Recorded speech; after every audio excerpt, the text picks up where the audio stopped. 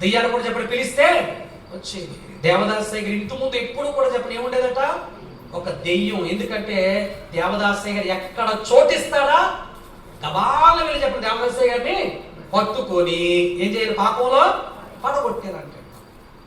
ఏమా ఆ దెయ్యం అంటే అలాగే ఆ ఇంటి ముందు తలుపు ముందు ఉండి ఉండి ఉండి బక్క చిక్కిపోతుందంట. కానీ చెప్పండి అయ్యగారు మాత్రం ఇందులో పడలేదు చెప్పండి.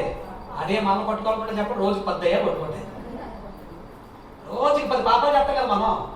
ఏమంటే ఇంకా ఊళ్ళో ఉన్న దెయ్యం కాకుండా చెప్పండి మన ఇంటికాడ ఉంటాయన్నమాట. కాబట్టి దేవదాసయ్య గారిని పాపములో పడగొట్టడానికి సాతాను ఒక దేవదూతనే దెయ్యాన్ని కాపలా పెట్టిన పిల్లడారా. మరి సాతానుకి లేక ఆ దెయ్యానికి ఏ చోటు ఇవ్వలేదంటండి.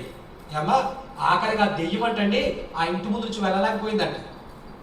దేవదాసయ్య గారు కట్టేశారంటండి దాన్ని. ఏమా అది పక్క చిక్కిపోయి ఇంక ఈ పాపంలో పట్టో నా దారిలో నేను చూసుకున్నామంటే వెళ్ళలేకపోతున్నట్టండి దెయ్యం. అప్పుడు లబోదీపమంటే ఏడుస్తుంటే దేవదాసయ్య గారు వెళ్ళి ఏమా ఏడుస్తున్నామంటే ఎందుకు వచ్చిన బతుకు బాబు ఇది, నిన్నేదో పాపంలో పడగొట్టాలని వచ్చాను నేను, కానీ నేనే మొత్తం పోయేలాగా ఉన్నానని చెప్పేసి అంటే అప్పుడు దేవదాసయ్య గారి సర్లే అయితే వెళ్ళు అని దేవదాసయ్య గారి సెలవిచ్చాక చెప్పండి దెయ్యము కదిలిందంటే అప్పటి వరకు చెప్పండి అక్కడి నుంచి కదలలేకపోయిందంట. దేవుడికి స్తోత్రం కలుగును గాక. హల్లెలూయా.